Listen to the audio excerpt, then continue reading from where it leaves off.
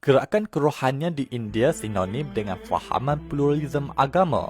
Salah satunya adalah fahaman yang menyembah Sai Baba Shirdi. Beliau dilahirkan pada tahun 1835 di daerah Ahmednagar dalam negeri Maharashtra, India. Beliau merupakan seorang yang terkenal dengan kesufiannya, sehingga beliau diangkat dan dipuji oleh pengikutnya. Namun, kehidupan awal dan identiti sebenarnya masih menjadi misteri sehingga hari ini. Walau bagaimanapun, ada sejarawan yang mencatatkan bahawa beliau adalah seorang yang miskin dan dibuang oleh ibu bapanya sendiri ketika beliau masih bayi. Kemudian beliau ditemui dan dijaga oleh pasangan Muslim. Setelah bapa angkat beliau meninggal dunia 4 tahun kemudian, beliau diserahkan oleh ibu angkatnya kepada seorang lelaki yang dikenali sebagai Venkusa. Sai Baba Shirdi dikatakan seorang yang kuat bermeditasi sejak berumur lebih kurang 16 tahun, iaitu ketika pertama kali beliau tiba di daerah Shirdi. Beliau bermeditasi di bawah pokok Nim, di mana beliau mendakwa pokok tersebut tumbuh di atas makam gurunya. Sai Baba Shirdi juga didakwa sebagai kelahiran semula Dewa Dattatreya, iaitu Tuhan Yoga di dalam ajaran Hindu. Beliau menolak sistem kasta dan percaya bahawa semua agama adalah sama. Sikap fakir yang ditonjolkannya itu sangat jelas apabila beliau hanya berteduh di sebuah masjid dan tidur di papan beralaskan bata. Pada masa yang sama juga, beliau juga saling bergilir melakukan ibadat di masjid dan di kuil Hindu. Orang kampung mula menghulurkan makanan tanpa beliau memintanya.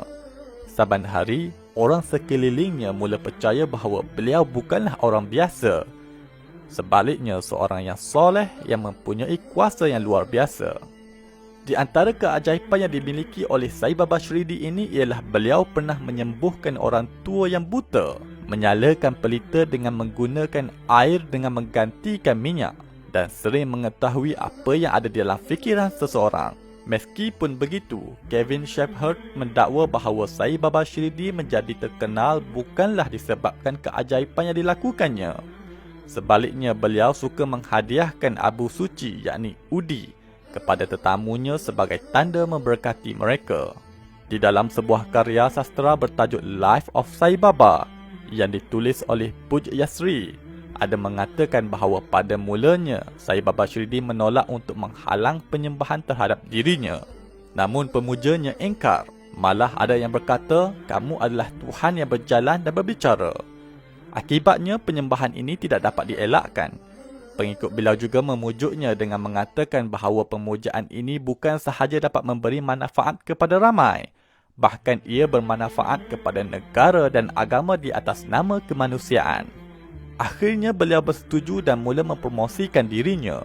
Pada mulanya, penyembahan ke atas dirinya dilakukan secara individu yang berskala kecil.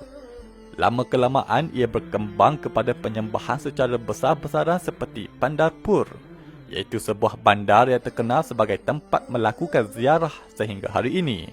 Oleh kerana beliau pernah dipelihara oleh pasangan Muslim pada waktu kecilnya, beliau dikatakan seorang tokoh yang sikretism.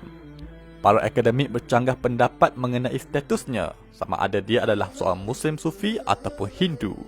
Perkara ini didebatkan sewaktu kematiannya, di mana penduduk Hindu dan Muslim berbeza pendapat mengenai cara pengemubiannya.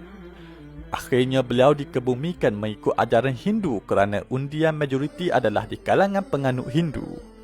Beliau dianggap sebagai penyatu antara agama kerana beliau menerima sembahan tanpa mengira latar belakang sama ada Hindu maupun Islam. Beliau mengatakan, diri Tuhan itu terdapat di dalam Tuhan Hindu maupun Tuhan Muslim. Beliau meninggal dunia pada 15 Oktober 1918. Kini kuil Sai Baba Shirdi telah dibina di merata tempat di seluruh dunia. Malah terdapat acara tahunan yang mana terdapat segelintir Muslim dan Hindu akan melakukan ritual pemujaan di kuil tersebut. Pada tahun 2010, Pertubuhan Kebajikan Shirdi Sai Baba Foundation telah diasaskan oleh Dr. Chandra Banu Satpathy. Dr. Chandra telah membimbing lebih dari 200 pusat yang dikhas untuk membangunkan masyarakat, kerohanian dan mempromosikan budaya India. Pusat-pusat ini aktif di negara-negara seperti India, Amerika Syarikat, United Kingdom, Australia, New Zealand, Afrika Selatan dan termasuk Malaysia. Pengikut ajaran ini mengamalkan fahaman pluralisme agama.